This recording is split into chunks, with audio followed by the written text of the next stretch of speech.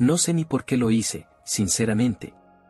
Pero cuando Lucía, mi hermana pequeña, me llamó hace un año llorando, diciendo que no podía más con los gastos de la universidad, no lo dudé ni un segundo. Yo siempre la había protegido. Me dijo que no podía pagar las tasas, los libros, el alquiler. Que no tenía a quien más acudir.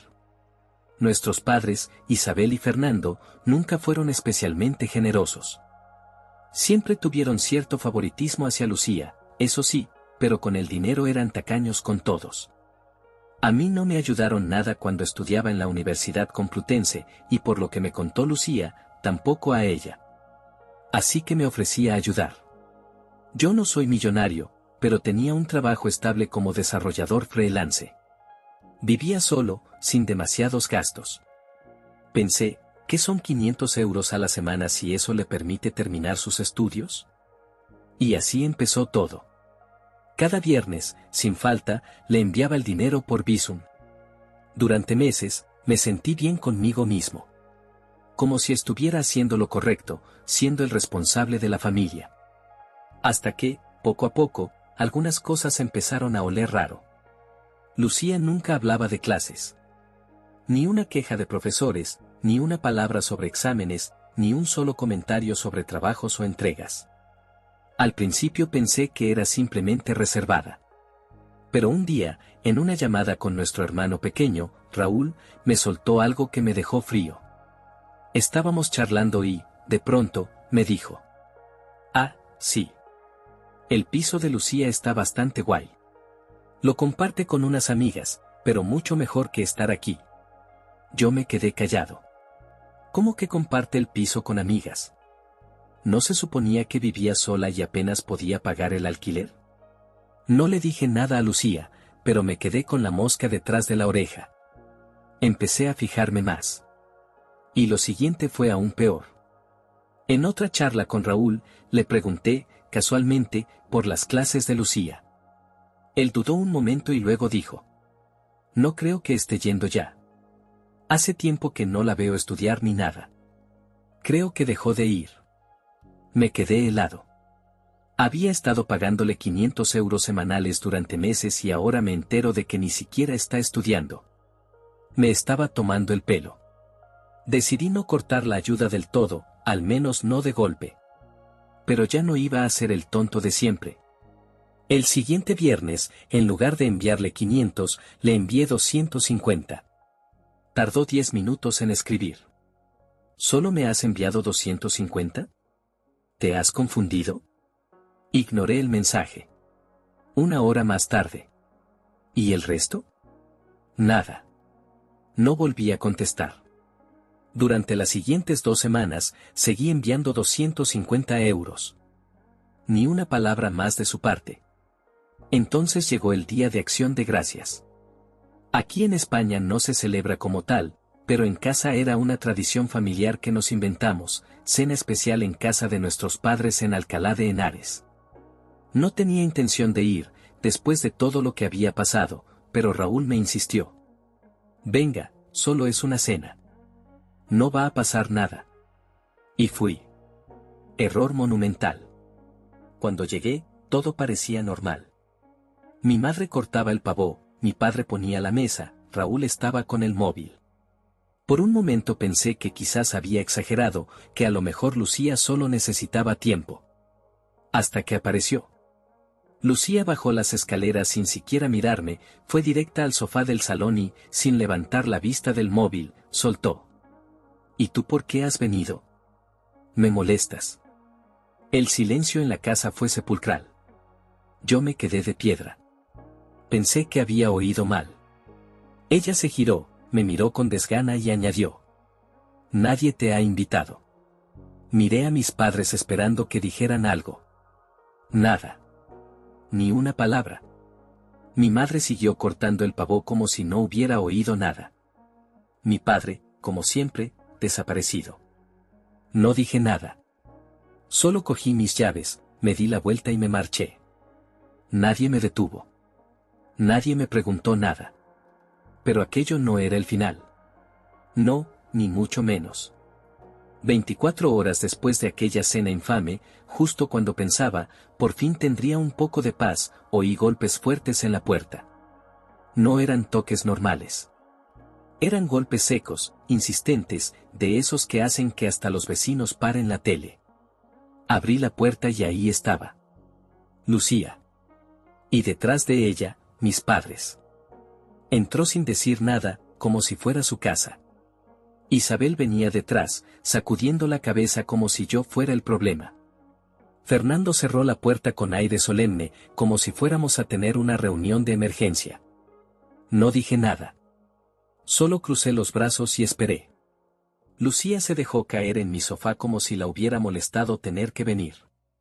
Ni una disculpa, ni una palabra sobre lo ocurrido en la cena. Solo una pregunta. ¿Cuándo me vas a mandar el resto del dinero? Así. Sin rodeos. Sin vergüenza. Me di cuenta en ese momento de hasta dónde llegaba su sentido de la autoimportancia. Realmente creía que yo estaba obligado a mantenerla, solo porque ella lo decía. No había gratitud, no había reconocimiento por haberle dado más de 26.000 euros en un año. Solo una exigencia constante. Cuando le dije que ya no iba a enviarle nada más, soltó una risa seca, como si estuviera bromeando. Ni se preocupó. Parecía convencida de que acabaría cediendo, como siempre. Mis padres no eran mejores. Isabel me miró con cara de desaprobación. Lucía te necesita, dijo. Es tu hermana. Tienes que apoyarla. Fernando asintió, como si ya estuviera cansado de la charla. Entonces, lo solté todo. Les conté que sabía lo de las compañeras de piso. Que sabía que había dejado de estudiar. Que Raúl había sido quien me lo dijo. Esperaba al menos una reacción. Pero Lucía solo puso los ojos en blanco como si yo fuera un exagerado. Isabel ni parpadeó. Fernando murmuró algo como no es para tanto. Fue entonces cuando entendí lo profundo que era el favoritismo. Mi madre incluso se atrevió a decir. Es que ella es una chica, Mauricio. Las chicas lo tienen más difícil. Tú eres hombre, tienes más oportunidades. Yo no daba crédito. Lucía seguía ahí sentada, esperando que me arrepintiera. Pero no.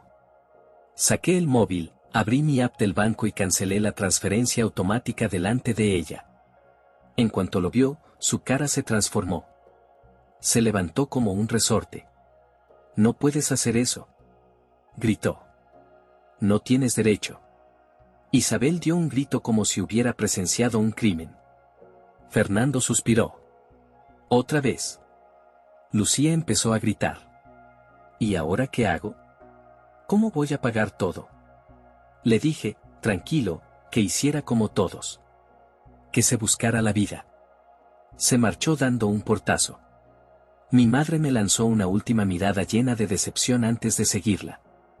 Mi padre no dijo nada. Simplemente salió detrás de ellas. Cerré la puerta con calma y me senté. Me sentí libre. Por primera vez en mucho tiempo, sentí que había recuperado el control de mi vida. Pero por supuesto, aquello no era el final. Lucía no iba a rendirse tan fácilmente. A la mañana siguiente, me desperté con el móvil vibrando sin parar. Mensajes de Lucía.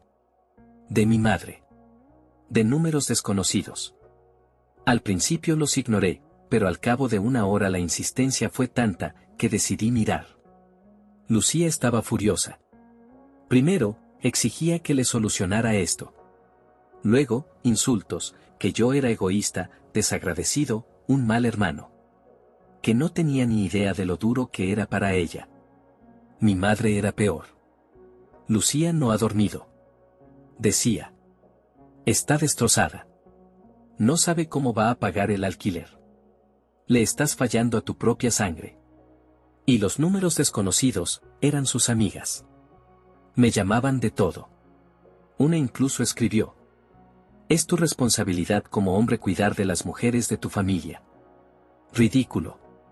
No respondí a nadie. Bloqueé uno a uno. Creí que sería el final. Pero no. Esa misma tarde, al volver del supermercado, abrí la puerta de mi portal. Y casi me la encuentro de frente. Lucía. Con 2 maletas. Detrás, Isabel, frotándose las sienes como si llevara una semana sin dormir. Fernando, por suerte, no estaba. Claramente prefería mantenerse al margen. Tienes una última oportunidad, dijo Lucía. O me dejas quedarme, o demuestras lo egoísta que eres. Así, sin pedir permiso. Sin preguntar. Le dije que no. No lo aceptó. Empezó a pasearse por el pasillo enumerando gastos, alquiler, comida, facturas. No tengo tiempo para buscar trabajo, se quejaba. Estoy ocupada. Le pregunté con qué. Se rió. Mi madre habló por ella. Estás siendo cruel. Lucía es tu hermana. Y tú tienes espacio de sobra, ¿qué te cuesta? Entonces solté la verdad. Le he dado más de 26.000 euros este año. ¿Y ahora me pide más? Yo también tengo una vida. Lucía me llamó egoísta. Dijo que si la situación fuera al revés, ella me ayudaría. Mentira. Total y absoluta. Le pregunté una última vez si había intentado trabajar. Y ahí explotó. Sí. Pero lo dejé. Era estresante. No estoy hecha para eso. Me merezco algo mejor. Y para rematar. Tú eres el mayor. Me lo debes. Fue la gota. No vas a recibir ni un euro más, le dije. Madura. Se fue sin responder. Empujó la puerta. Isabel me regaló su típica mirada de decepción antes de seguirla. Cerré con llave. Y por primera vez, dormí como un bebé. Pero claro, con Lucía, nunca es el final. Pasaron unos días de silencio. Nada de mensajes. Nada de llamadas. Ni siquiera indirectas en redes sociales. Por un segundo pensé, quizás al fin entendió. Iluso. Un martes por la mañana, mientras tomaba café, recibí una notificación de mi banco. Intento de transferencia detectado, 500 euros. ¿Perdón? Abrí la app. Una orden de transferencia. A nombre de Lucía. Usando mi número de cuenta. Me quedé helado. ¿Cómo? Entonces lo recordé. Durante todo un año le había mandado el dinero directamente. Había guardado mis datos. Y ahora, estaba intentando vaciar mi cuenta sin pedirme permiso. Llamé al banco de inmediato. Cerré la cuenta. Cambié todas las contraseñas. Activé verificaciones en 2 pasos. Creé una cuenta nueva. Y me senté. Esperando la llamada. No fue ella. Fue Isabel. Lucía me ha dicho que le has bloqueado el acceso a la cuenta, dijo, ofendida. Necesita ese dinero. ¿Qué? Contesté. ¿Desde cuándo eso le da derecho a robar? Richard, llámame. Ahora. Fue su último mensaje. Fue entonces cuando lo decidí. La conversación que había estado evitando. La llamé. No para discutir. Solo para decirle lo siguiente. Se acabó. Silencio. Estoy harto. No voy a seguir permitiendo esto. No soy el cajero automático de esta familia. Empezó a gritar. Eres cruel. Estás rompiendo la familia por dinero. Te arrepentirás. Colgué en mitad de su frase. Luego la bloqueé.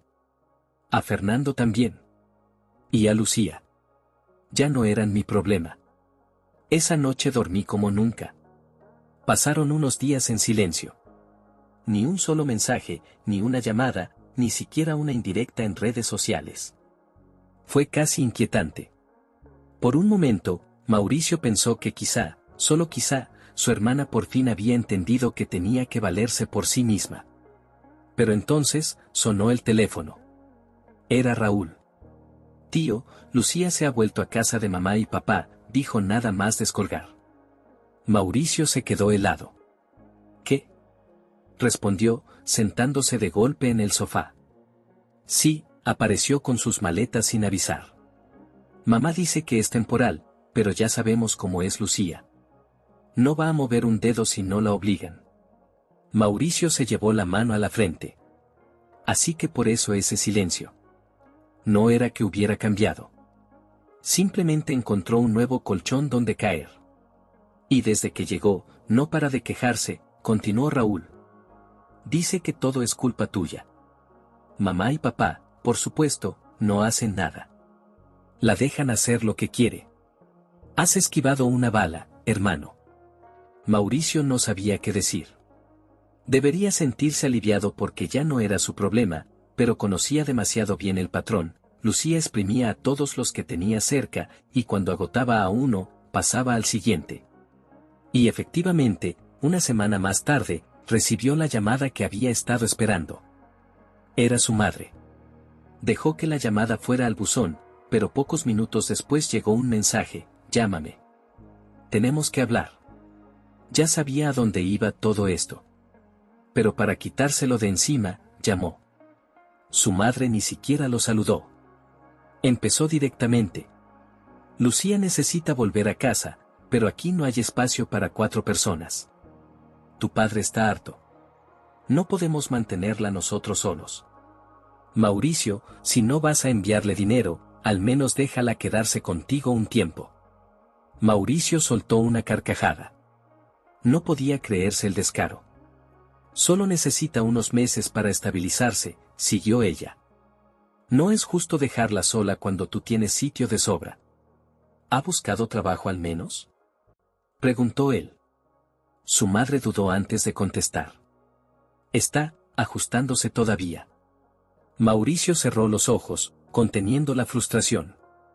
Lucía llevaba una semana viviendo gratis otra vez, haciendo absolutamente nada, y ahora pretendían que él la acogiera. Ya os dije que no, dijo firme. No pienso dejar que se instale aquí sin aportar nada. Si no quiere trabajar, no es mi problema. Su madre no lo aceptó bien. Lo acusó de abandonar a la familia, de ser cruel y rencoroso, de exagerar por unas palabritas feas en acción de gracias. Mauricio colgó. Pero no terminó ahí. Al día siguiente, al volver del trabajo, lo esperaba una escena de pesadilla: Lucía, de pie frente a la puerta de su piso, con 2 maletas. Se quedó inmóvil unos segundos. No lloraba. No suplicaba. Simplemente estaba ahí, como si fuera obvio que podía entrar. ¿Qué haces aquí?, preguntó Mauricio con el ceño fruncido. Lucía resopló. Mamá dijo que me dejarías quedarme. Me dijo que viniera y me instalara. Mauricio no dio crédito. Intentó cerrar la puerta, pero ella avanzó con una de las maletas. Tuvo que bloquearle el paso. ¿Tienes sitio? No vives con nadie. ¿Qué te cuesta?, soltó ella, molesta. Mi paz. Mi salud mental. Y no volver a ser manipulado por una adulta que se niega a madurar. Lucía levantó la voz. Eres un egoísta. Estás dejando a tu hermana en la calle. Es hasta que me estabilice, añadió, como si eso lo justificara todo. ¿Has buscado trabajo siquiera?, ella puso cara de asco, como si hubiera preguntado la mayor tontería del mundo. Papá y mamá dijeron que tú te encargabas. Eso fue todo lo que Mauricio necesitaba escuchar. Se apartó un paso, abrió la puerta con fuerza y dijo: entonces ve con ellos. Y le cerró la puerta en la cara. Lucía no gritó. No golpeó. Solo se quedó quieta un momento, murmurando cosas por lo bajo, antes de agarrar sus maletas y alejarse. Una hora después, su madre dejó un mensaje lleno de reproches.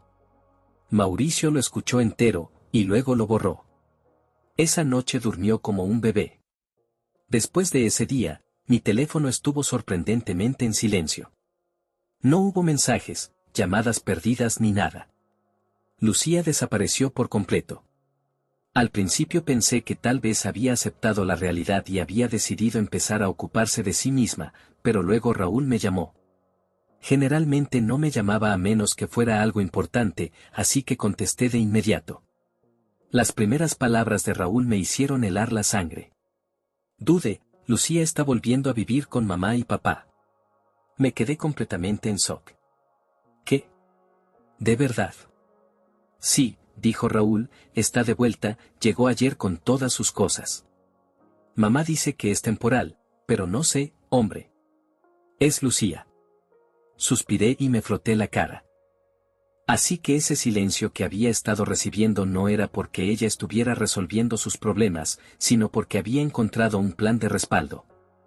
Raúl continuó, ha estado quejándose todo el tiempo desde que llegó. No para de decir que todo es tu culpa, que mamá y papá la están dejando hacer lo que quiera, que la abandonaste. Tú te escapaste de la responsabilidad y ahora ella está llorando por todo. No sabía qué decir. Debería haberme sentido aliviado de que Lucía ya no fuera mi problema, pero sabía exactamente lo que vendría después. Una semana más tarde, recibí la llamada que ya esperaba, mamá. Dejé que el teléfono sonara hasta la tercera llamada. Cuando la contesté, no dijo ni un saludo. Fue directo al grano.